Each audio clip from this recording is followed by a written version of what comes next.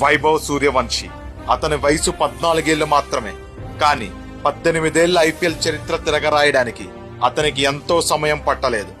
ఆడిన 3వ IPL match లోనే ఫాస్టెస్ట్ ఐపీఎల్ 100 కొట్టిన ఇండియన్ గా చరిత్ర సృష్టించాడు.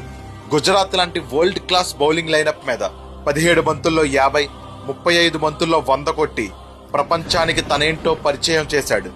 తను అవుట్ అయి వెళ్తున్నప్పుడు opposition players, opposition team owners, Rajasthan team ఇలా చెప్పుకుంటూ పోతే గ్రౌండ్ లో ప్రతి ఒక్కరూ తనకి స్టాండింగ్ ఒవేషన్ ఇచ్చారు. ఒక క్రికెటర్ కి ఇంతకన్నా బెస్ట్ మూమెంట్ ఏముంటది? ఐపీఎల్ లో యూసఫ్ పఠాన్ ఫాస్టెస్ట్ సెంచరీ కొట్టినప్పటికీ వైభవ్ సూర్యవంశీ ఇంకా పుట్టను కూడా పుట్టలేదు.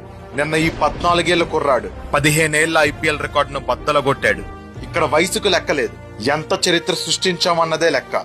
సచిన్ టెండూల్కర్, యువరాజ్ సింగ్, రోహిత్ శర్మ, సూర్యకుమార్ యాదవ్, హార్దిక్ పాండ్యా లాంటి క్రికెటర్స్ తన కోసం ట్వీట్